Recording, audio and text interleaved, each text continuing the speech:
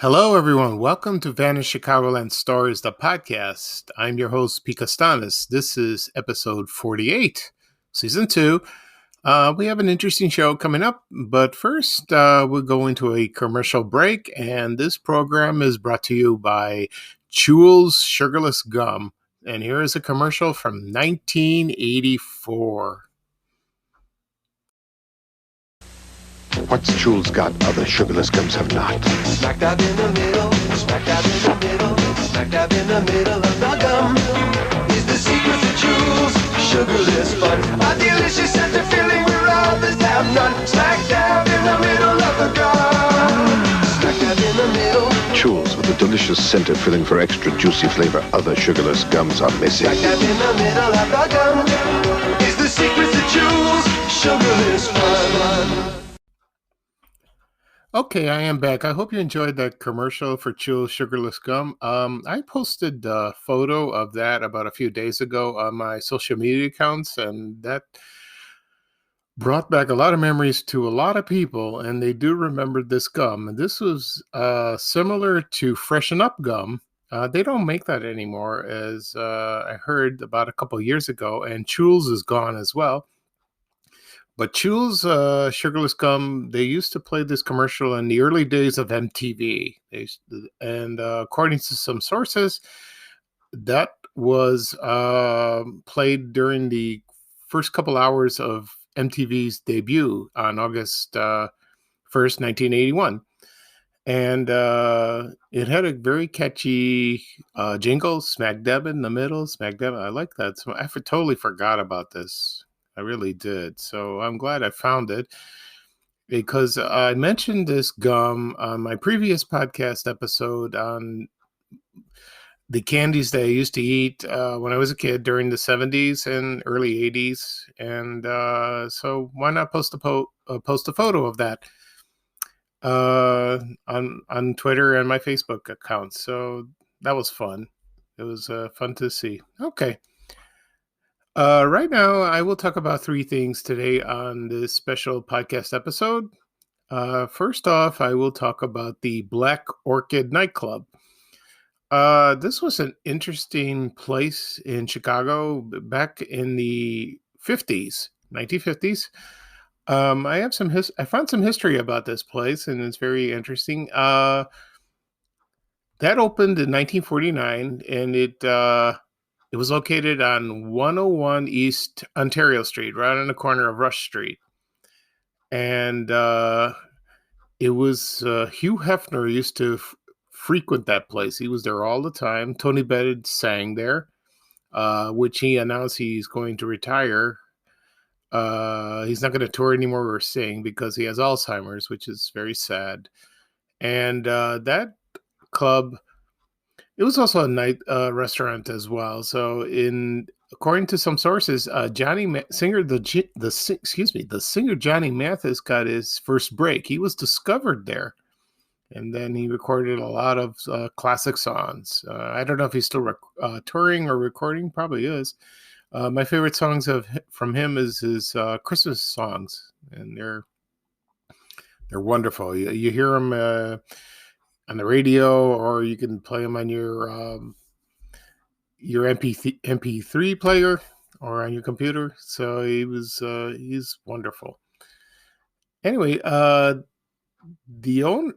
founding owner of the club, his name was Al Greenfield, and he sold the club in 1956 to Paul Raffles and Pat Fonticchio, and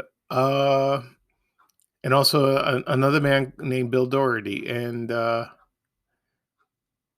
so he sold this. Mr. Greenfield sold it so he could be near his ex-wife, who he married in 1943, and he remarried in the 1950s, and he remarried her again. So that guy, he was I guess he couldn't stay away from his wife, so that's kind of funny. And those three people that I mentioned earlier, Raffles, Fonticchio, and Doherty, they owned a hotel called the Cloisters Inn at 900 North Rush Street. do some digging on that hotel. Maybe do a podcast episode about that place. And before Mr. Greenfield, before he opened the Black Orchid, he was partners with someone named Milton Schwartz. And there were they owned 4 cocktail lounges. One was called the Rumba Casino at 222 North State Street. The Capitol Lounge was on 167 North State Street. The Hollywood Show Lounge at 87 West Randolph Street. And the Brass Rail at 62 West Randolph Street. So they owned a lot of places, a lot of places. It was a very popular place, but then they had to file for bankruptcy. I don't know what happened exactly. So that was sad. So Mr. Greenfield, and then he died in 1984, and then there was Mr. Ruffles and his wife. They gave up the nightclub business, and they moved to LA, and then I think they fled. Not to avoid taxes and all that. It was probably a mess, And there was also a manager. His name was Benny Dunn, and he was called the King of the Rush Street, and he was a former comic. And he managed the place, So he probably entertained and managed, and then he became a publicist for Hugh Hefner at Playboy magazine. And then that when it closed in 1959, 2 other Black Orchid places opened in Chicago. They were unrelated. And let's see, I forgot where it was located. One was located at 69th and Racine in the South Side in the 60s. And then there was a new Black Orchid place, and that was in Piper's Alley at 230 West North Avenue. It opened in 1999, but it closed in 2008. So that's a very interesting history of that place. But I did find a menu of that club, and I posted it on my social media accounts, and it had some interesting items. Like, for example, they had sandwiches. One was called Demonico Steak Sandwich. That sounds good. They also served pancakes. They had all kinds. So they had blintzes. They had ham and eggs, bacon and eggs, anything you want, which is unusual. Maybe, I don't know if it was open during the day or breakfast time, but, a nightclub is always open in late afternoon. Late afternoon or in the evening. Anyway, let's see. Some dinners they had were French fried crab fingers. That sounds good. Shrimp cocktail, marinated herring. Also soup du jour, like most restaurants have. They also had steaks, like I mentioned, pepper steak. They had fresh Dover sole, whitefish, prime rib, New York cut sirloin, filet mignon, butt steaks, chopped sirloin. They had something called, this was very interesting, and it was called broiled French lamb chops a la menthe. That sounds interesting. Pork chops, Maine lobster, and they also had, I think it was some sort of fish. Yeah, Pompino Amandine. That sounds interesting. I don't know if they serve that anymore. Also, excuse me. Also, they had the regular side orders: potatoes, vegetables, salads, dressings for that. They had desserts, all kinds of cheeses, Camembert, Roquefort, Swiss, anything you want, and beverages. So that was an interesting nightclub. I never knew about this place, and so I found it fascinating. I love posting menus on my Facebook page, Man in Chicagoland, and also on my Twitter account, because those menus back then, some were very decorative, very pretty. And Chicago had a lot of places to eat, and they still do to this day, but it's fun to look at them, and it's fun to post, and people like it. Okay. Next thing I will talk about is let's see here. I will talk about Tony Esposito. And unfortunately, he passed away on August 10th. And he was 78 years old, and he died of pancreatic cancer, which is very sad. So I had no idea he was sick. So I'm not much of a hockey fan, but I do remember him very much when I was growing up because he was talked about during the 70s and 80s, and he was a goaltender for the Chicago Blackhawks, and he played for 15 seasons of the Chicago Blackhawks. That's a long time. And his jersey number was 32, I think. I'm trying to remember. I'm trying to remember what his jersey was. If I'm wrong, I'll correct myself. So excuse me. And anyway, so he also his brother Phil played. He played hockey as well. He's still alive, thank goodness. And they were born. Both of them were born in Ontario, Canada. And Phil played. He played for the Blackhawks, but not much. He played 4 years. Then he went to the Boston Bruins, and then he went to the New York Rangers. And so that's an interesting career. God bless him for that. But Tony, I posted a photo of a hockey puck that was from the sporting goods store Sport Mart, which a lot of people remembered. And also, a lot of people I noticed they posted photos of him. They mentioned his memories. They met him when he was signing autographs at stores or any events like that. So from what I heard, he was a very nice man. You know, he loved his fans.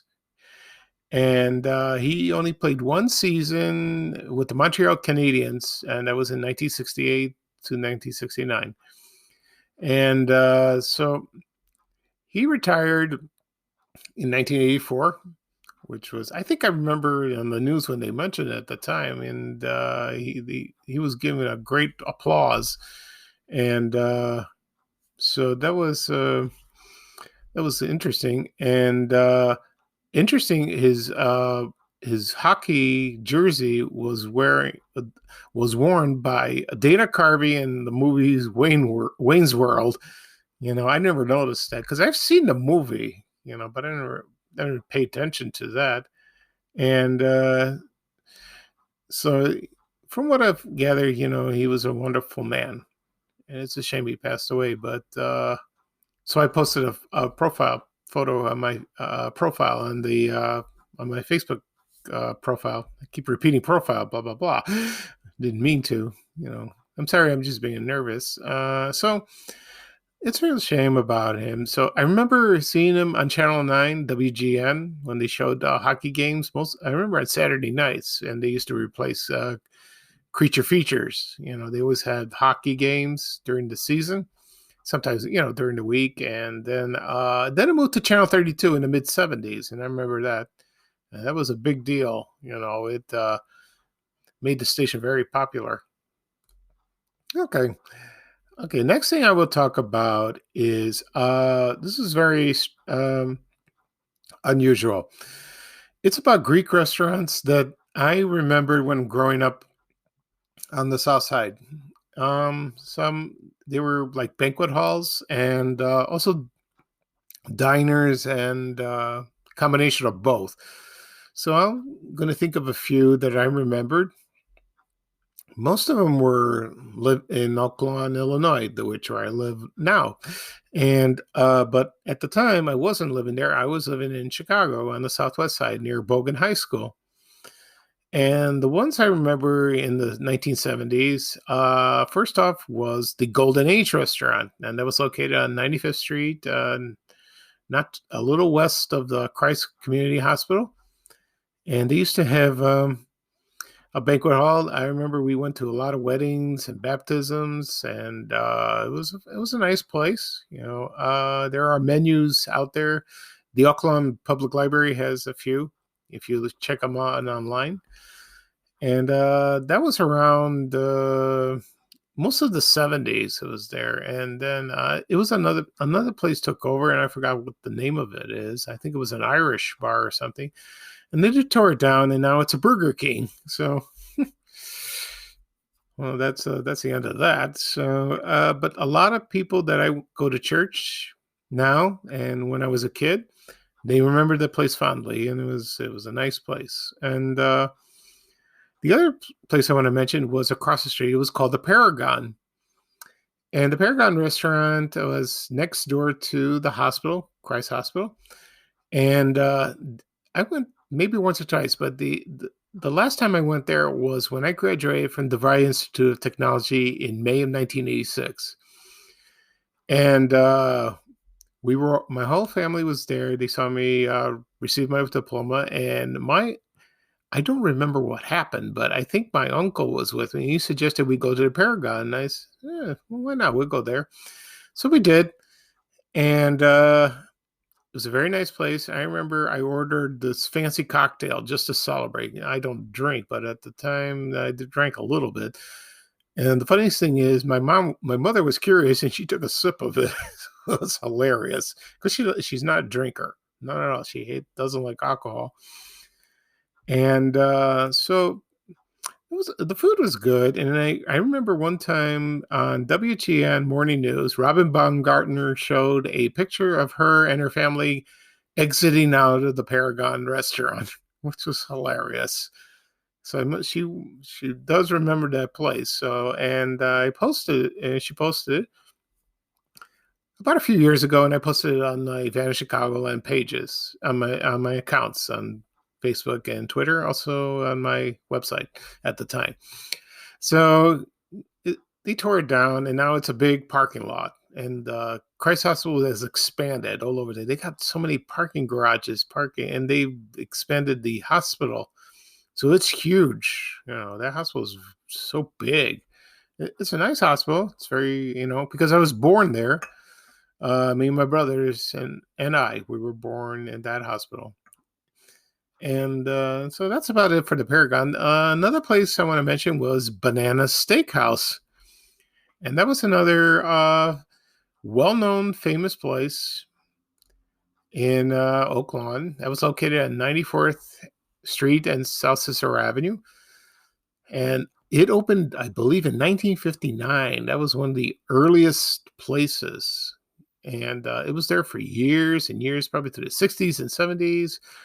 Until the early 80s, and then it turned into Cappuccinos, I think it's called. It was only there for a little while, and then I think they either tore down or now it's a bank over there. Because I went there passed by a few times because there was a FedEx office there.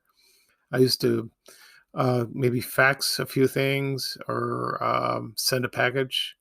So I used to pass by the restaurant, which was at the Coral Plaza, where the Coral Theater was. Another place gone.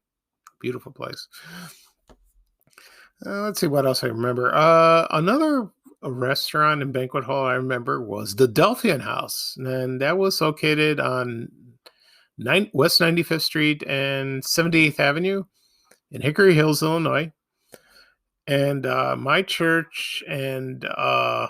let's see. I'm trying to remember. A lot of graduation ceremonies from my school, Carias Elementary School, was held there. And there was a lot of weddings, a lot of baptisms. I attended a lot of events, a lot of functions. They had fashion shows, anything. And the food was good. I remember they had a wonderful salad dressing, like Thousand Island. And when I went to a wedding and they brought that on the table, it's circular. You had all kinds of dressing. It was awesome. It was delicious.